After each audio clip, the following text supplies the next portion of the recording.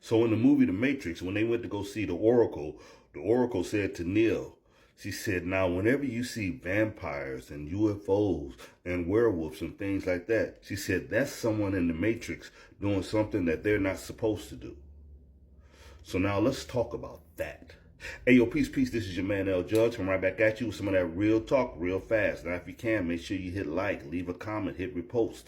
It helps your boy out. It truly does. Now, when she said that's someone in the Matrix doing something that they're not supposed to do, what she was talking about is that was someone who has created a program that wasn't originally designed to exist, but someone decided to do something that they weren't supposed to do and bring it into existence. Now, how can one do this? Let's use the character known as Jesus for an example. Now, the character known as Jesus, it exists right now and it has power. Why does it have power? The reason is because of the energy instilled in it that comes through a belief system that is created.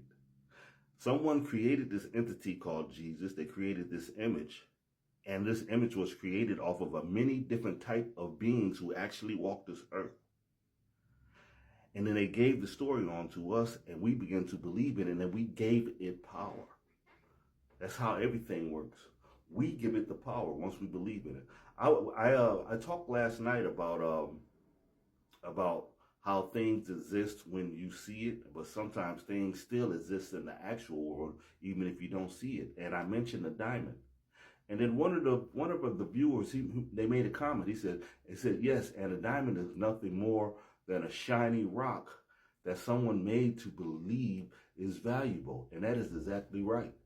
I remember watching the documentary of the De Beers family. And yes, it's just a shiny rock. And they polished it, they shape it, and they tell you that it's worth something, but it's really not worth much at all. It's only worth the labor that was placed within it.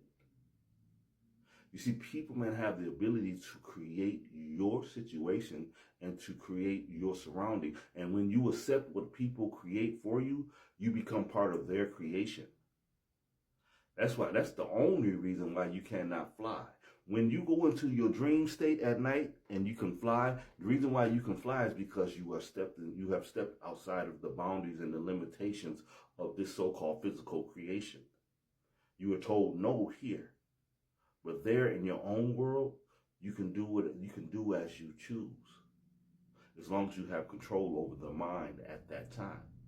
Now, if you have no control over the mind, that could be very troublesome, especially if you don't wake up. If you fall to the unalive world when you sleep and you're stuck in a nightmare, you're still going to be continued stuck in that nightmare. So treating yourself kindly and being responsible with yourself, that's very important.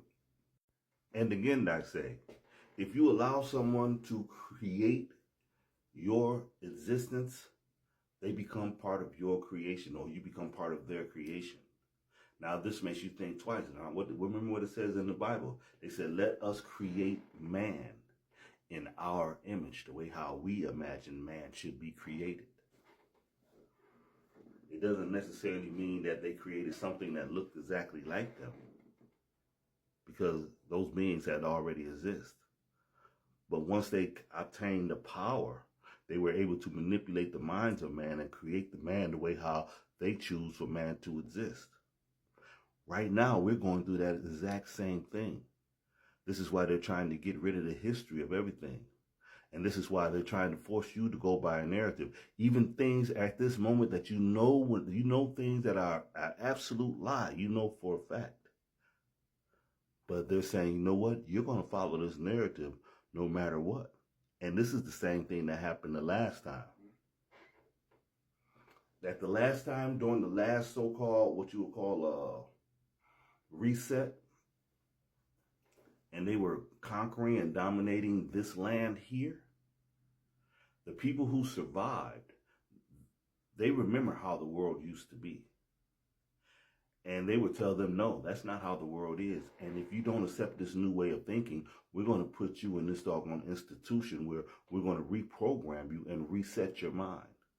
We will give you shock therapy. We will torture you. We will torture you with water. Yeah.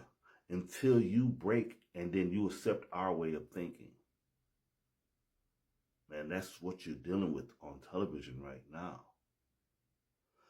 They're even going as far as to so-called showing images of people being unalived on television, so that could spark fear into certain people and enforce their way of thinking.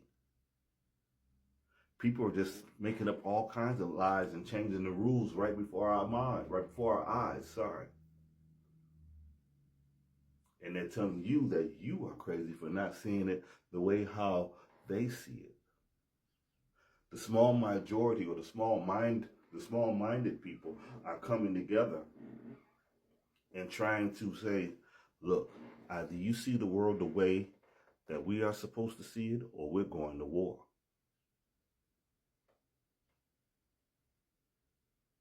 Let's go to war. Don't give up.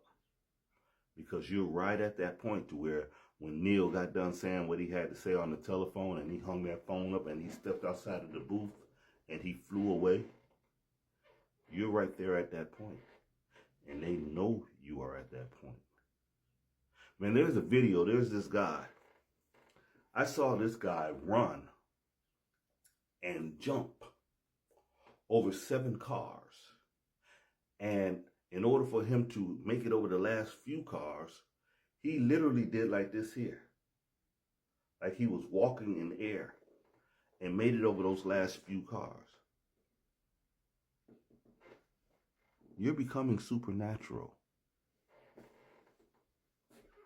And everyone's not going to become that.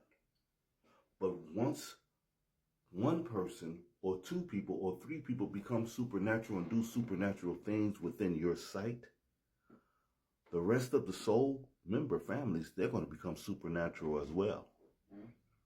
And we will create this heaven here on this place that we call earth.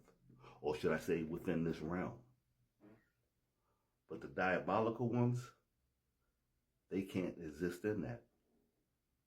Because you know within your mind and within your imagination of a perfect realm, it would be perfect without them. Now, some people say, man, there's no such thing as perfect. Yes, there is. Sometimes you can make a perfect and clear mistake.